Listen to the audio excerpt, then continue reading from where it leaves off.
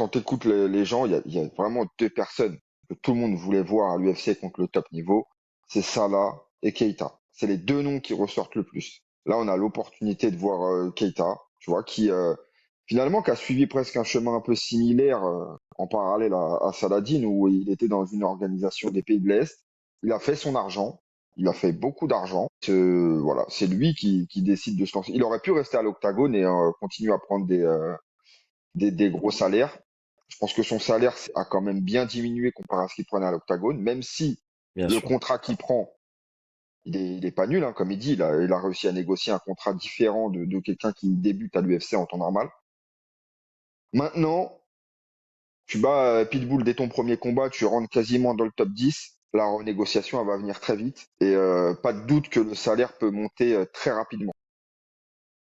Et en fait, voilà, c'est ça, c'est ce que j'allais dire. C'est-à-dire que quand tu commences déjà à ce niveau-là, effectivement, tu commences peut-être pas avec le même salaire que tu avais à l'époque, mais par contre, si tu fais le taf, parce que c'est ça en fait le risque, c'est de faire le taf.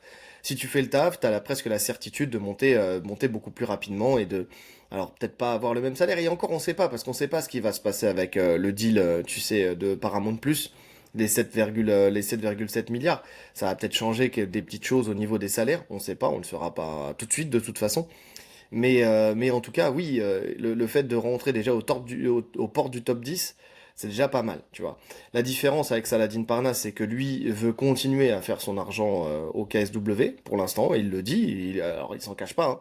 C'est vraiment pour des raisons financières, et ça, on ne jugera pas, tu vois, pour le coup, chacun fait ce qui lui plaît, comme on dit. Mais en tout cas, voilà, c'est vrai que la trajectoire était parallèle. Les gens d'ailleurs ont souvent appelé à voir l'opposition entre Hossein Keita et Saladin Parnasse.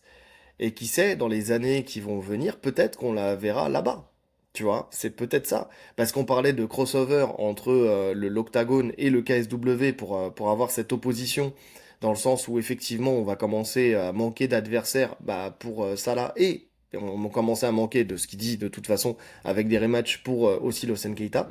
Donc c'était potentiellement un affrontement que les gens appelaient. Eh ben écoute, peut-être que ça se fera à l'UFC.